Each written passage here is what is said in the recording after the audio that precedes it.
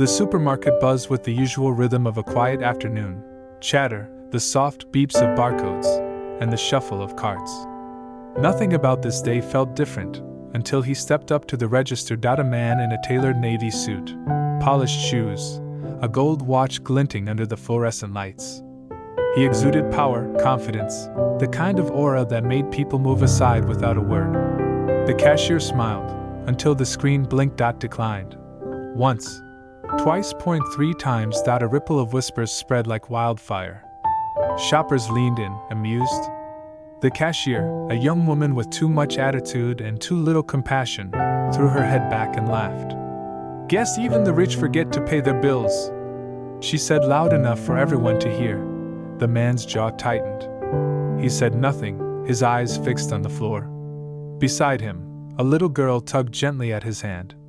Her shoes were old, her shirt wrinkled, but her eyes, they were full of empathy no one else in that store seemed to have. She didn't see a rich man humiliated. She saw someone hurting, and what she did next would change not just his life, but the lives of thousands across the country. Because in that moment, when the world pointed, laughed, and judged, a child's kindness became more valuable than all the money he had ever made. This is the story of Alexander Grant, a billionaire whose credit card declined one ordinary day, and the little girl who reminded him what true wealth really means. The air in the grocery store was thick with judgment. People pretended to keep shopping, but every eye was on the man in the suit.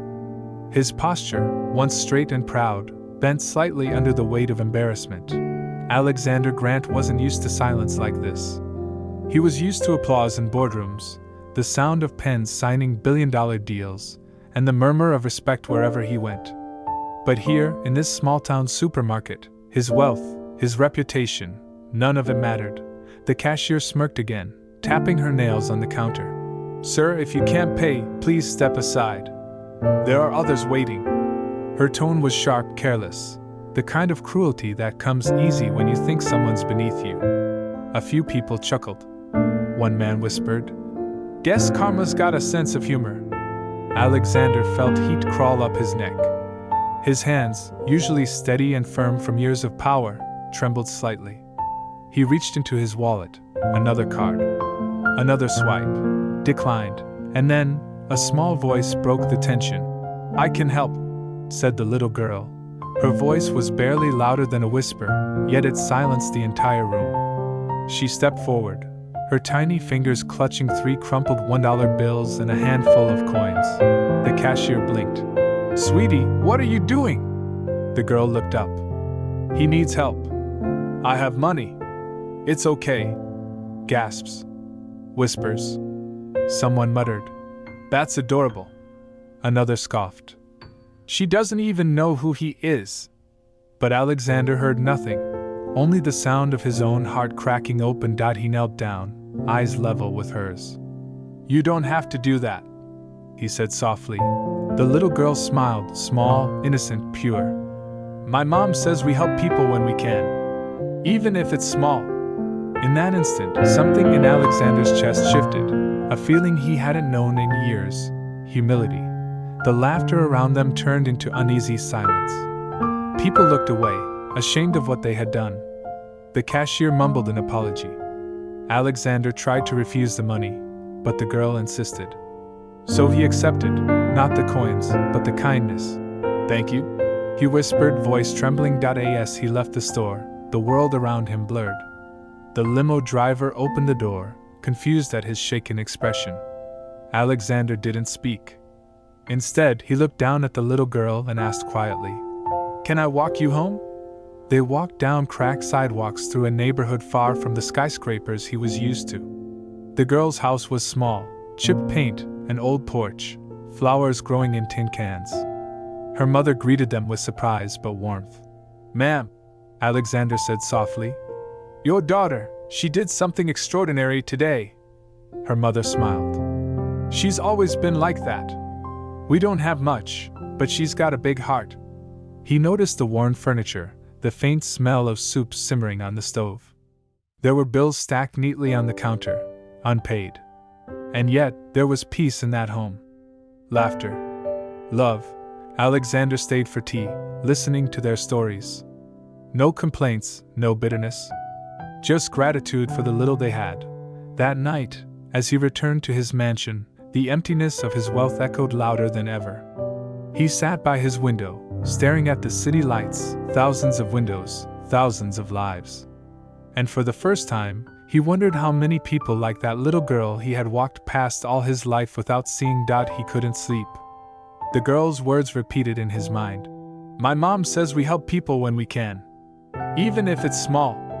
By morning, Alexander had made a decision. He called a meeting, not of shareholders, but of hearts.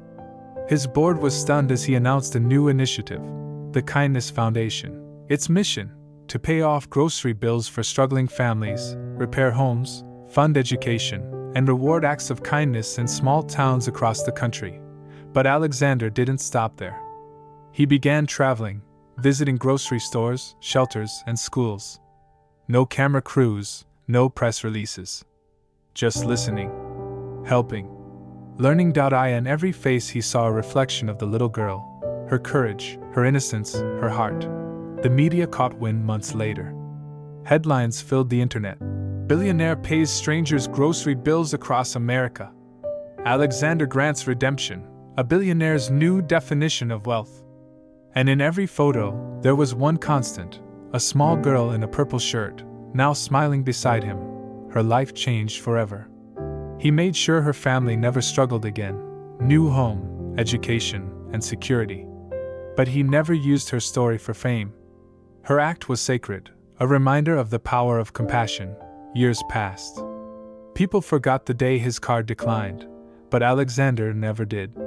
He carried one of the little girl's crumpled bills in his wallet forever. Not as a symbol of debt, but of gratitude. When asked about his success, he'd smile and say, "The richest moment of my life was when a child paid for my groceries." The story spread like wildfire, inspiring millions to believe that kindness still exists. And when Alexander eventually passed away, his foundation had helped thousands, all because one little girl refused to look away when the world did. If this story touched your heart, sparkling heart, take a moment to share it. Because somewhere out there, someone is waiting for your small act of kindness to change their life. True wealth isn't in money or status, it's in compassion. It's in seeing someone when no one else does.